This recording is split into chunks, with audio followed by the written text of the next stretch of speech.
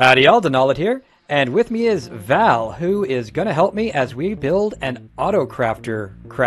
Auto crafter? Anyways, howdy Val, please introduce yourself. I am Val, and like you said, we are going to be doing a auto crafter for auto crafters. There's gonna be a lot of auto crafting going on here. First thing we're gonna need is a swamp, and we need a swamp with a witch farm in it so that we can get redstone. I think I happen to know where one is. Oh hey, that's convenient. We have in fact found a witch hut. All we have to do is turn this into a witch farm. And Val, I think that you said you know how to do that. Is that right? Yes, I do. Alright guys, the witch farm is built, and now all what we need is this boat for a timer. You know, I've never actually seen this boat trick. I mean, it makes total sense, but I have never seen anybody use this as a timer before. We'll go on. Should trigger redstone. And yep, it's pushing the witches down there where they will get insert word for YouTube. So I hear a bunch of minecarts down there. I assume it's cramming them? Yeah, this is entity cramming. The farm was a fairly easy build. There's a lot of tutorials you can follow. The floor, however, I took more time on that, I think. That does look neat. A little bit ridiculous. And hey, it works pretty well. We've AFK'd this a little bit, and yeah, already about half a stack of redstone. Let's see what else we need in here. It's redstone, iron ingots, a crafting table, and then a dropper. Of course, the dropper requires cobblestone and more redstone. So I think the next thing on the list is going to be the iron farm. They're really standard things, but you know, tedious. Iron farms aren't too hard. All you need is to plant iron nuggets, I believe. Wait, what? Show you, we got land over here. We just gotta plant some stuff. Let me I mean, we're gonna have to like expand this and whatnot and put villagers or something, right? Nah, we just do this a bit. Throw some iron in the ground. There you go. It's that easy. Then we go and scoop it up. There we go. We already got a stack. You know, my iron farms never produce this fast, and it takes me hours to build them. Yeah, it's a neat little trick. Yeah, it's a trick, all right. When does it stop? I don't know. I wasn't expecting this. Quite a prolific iron farm. Mistakes were made. How many nuggets did you plant exactly? 4. Huh. Well, alright then. Iron is handled. There are 2 farms left, and the next piece is bamboo, and I'm just going to do it over here. So, here we go. We're just going to plant this, grow it up a bit, and if you look up, we grew a bamboo farm. Nice. Not bad, eh? Pretty easy. And now all we need to do is take a minecart hopper, put it here, and wait for something to grow. Cue Jeopardy music. Who's gonna win? Left, right, or middle? I'm gonna go with left. It's almost there. Oh, so is right though. I feel like the middle's gonna sneak in there. Oh. Oh, it might. This is like watching a snail race. We have a 3-way tie. Oh, and right did win. But yeah, look at that. The minecart then goes across. It picks everything up. At least I hope it picks everything. It picks almost everything up. It delivers it over to this chest here. Yeah. It's already got almost 3 stacks. So yeah, the bamboo is obviously what we're gonna be using for the wood. And that means that all we have left is cobblestone. And then to chain it all together somehow. Right. I should have said all we have left is cobblestone and all of the actual work. Okay, so yeah, we've got a good spot for this. Let me just grab some obsidian. That's kind of important because we don't want it to blow up. And yeah, let's just put it here. So this is a design from Il Mango, of course. The way it works is we turn on this clock here. When it activates, it has a signal that's basically a pulse extender that first turns on the TNT duper, Then if we spectate and go inside, there is a trap door. The TNT lands on that. The trap door opens. The TNT drops, explodes, and takes the cobblestone with it. And you can see it's generating cobblestone very quickly. 4 columns of 4, so 16 at a time. Occasionally the TNT misses one, but usually it gets all of them. And they all end up down here in this chest at the bottom. That's pretty fast. Already up to 3 stacks in less than a minute. I'm gonna turn this off for now because of the noise.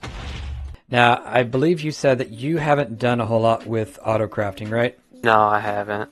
First things first, if you would help me just get rid of the trees, just so we have a little bit of extra space. So folks probably know that you can take bamboo and make it into a block of bamboo, and that's exactly what we're going to do with the auto crafter. So if you can put 1 bamboo into each of those slots real quick. Right, bamboo in each of the slots. And now I'm going to hit this with a button, and look at that, it pops out a block. Now, obviously, we don't want to do the button bit manually. So what we're going to do instead is we are going to siphon all the bamboo out of this chest into the crafter and automatically activate it. Let's start just with crafter like this. And I'm going to put the hopper last, but what's going to happen is it will drain evenly into all of these slots. Okay, so we're going to start with a crafter, and I'm facing it down because we discovered that there's not enough space to do this properly otherwise. The way this works is you take a comparator signal out of here, and that will tell you how full this crafter is. When you fill this up, you see it has the block of bamboo recipe as we saw before. And what we want is, when this is completely full, for it to power that original crafter, something like this. And you see bamboo block drops out. In order to do this repeatedly though, you have 2 options. You can just put a hopper in there, but if it overfills, then it's not going to work properly. So the better way to do it is if you use an observer clock.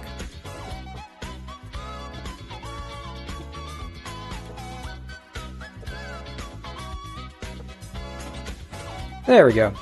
So now, if we put a hopper here so that we get the bamboo out of there, see it's continuously activating it. There is a problem though, which is this doesn't need to be activated all the time.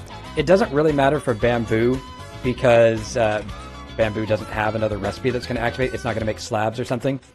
But the better way to do this is actually to take something else like a second crafter, put this into subtract mode, and then activate most of these.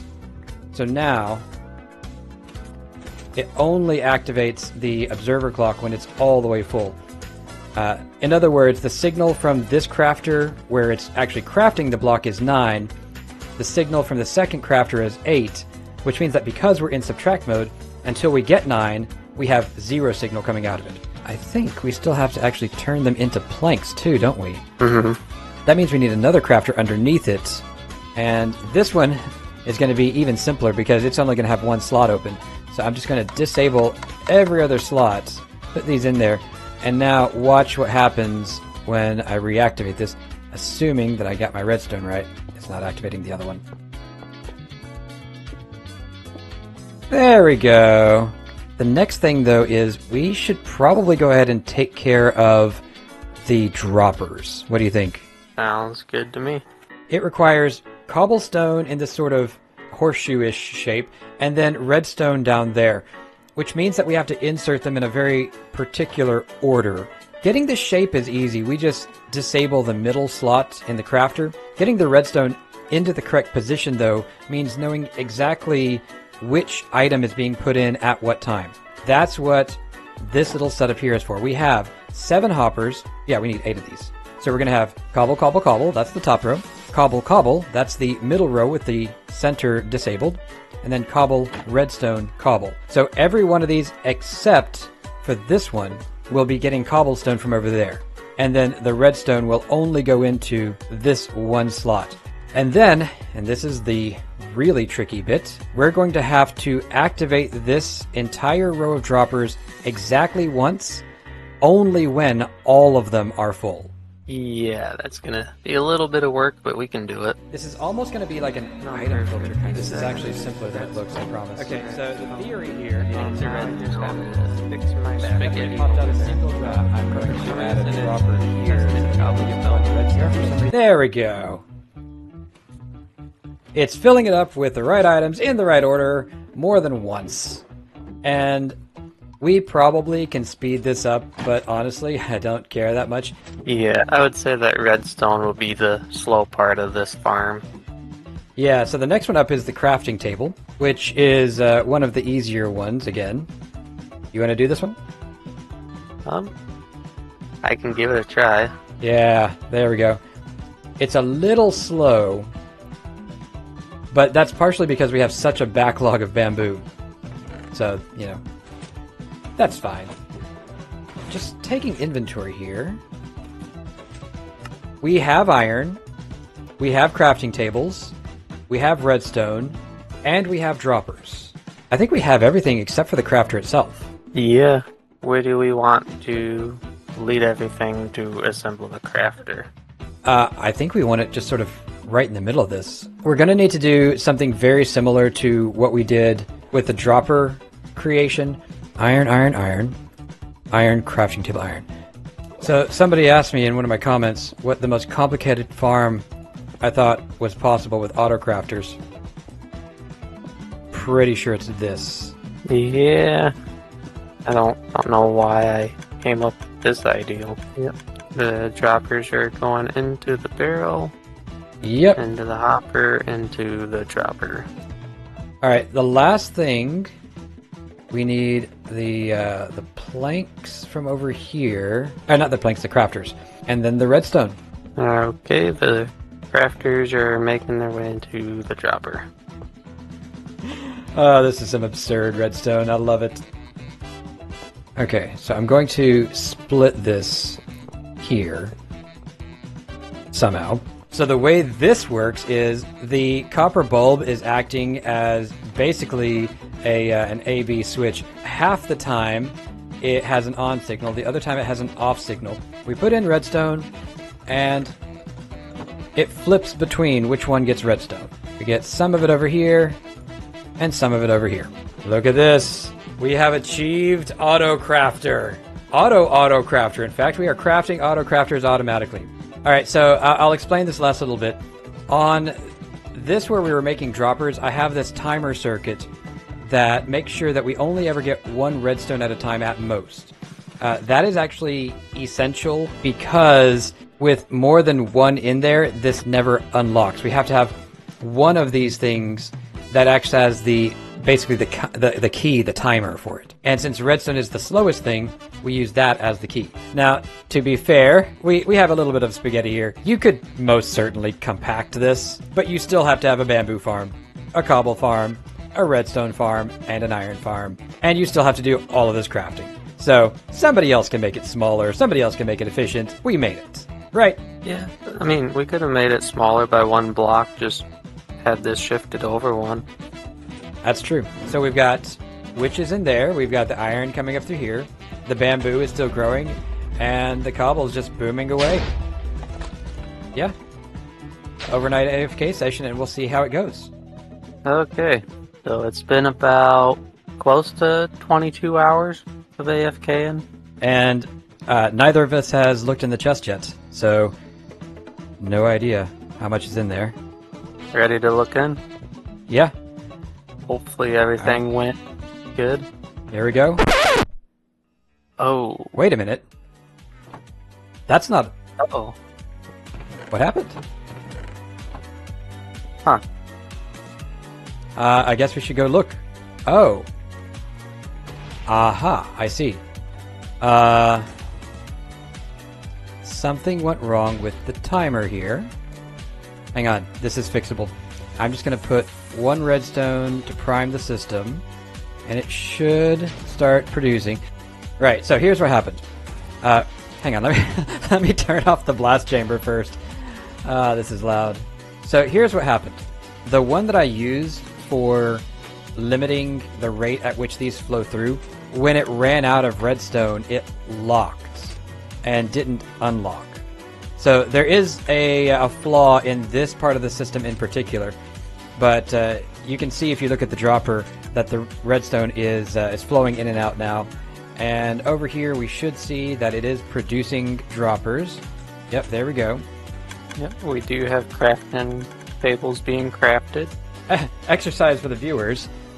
If you know how to make this work properly, let us know. So I think all that we really need to do is just wait for the redstone that's in here to filter through, but I have no idea how long that's going to take. And then come back and see what the total is. Sounds good to me. Okay, so it's been a couple of hours. We're back, and I'm pretty sure it has run through all the redstone that it accumulated. Let's take another look, shall we? Yep, let's do it. I'd say that's pretty good. Not bad at all, eh? This for doing just not even being at our computers is pretty good. Right. And of course, yeah, this is nothing compared to the cobble farm down there, but the fact that this is fully automatic now means that if you did put something like this in your base, you're now passively getting crafters. Yeah, the redstone's definitely what holds you back. Mm-hmm. You could get a place with multiple witch farms or something that would be really good. Yeah, or even hook it up to a raid farm. I know that raid farms don't make tons and tons of redstone, but if you had like a raid farm up here and then the witch farm down there, or even this particular swamp has 3 witch huts, you could hook them up all together. It's not convenient, of course, but who really needs this many crafters anyways? Thanks for watching, y'all. If y'all want to see Val's perspective, I will have that video linked on the end screen. And yeah, if you have a better way of gating this against overflow and underflow, please do let me know. But that's it for me, and I'll see you next time.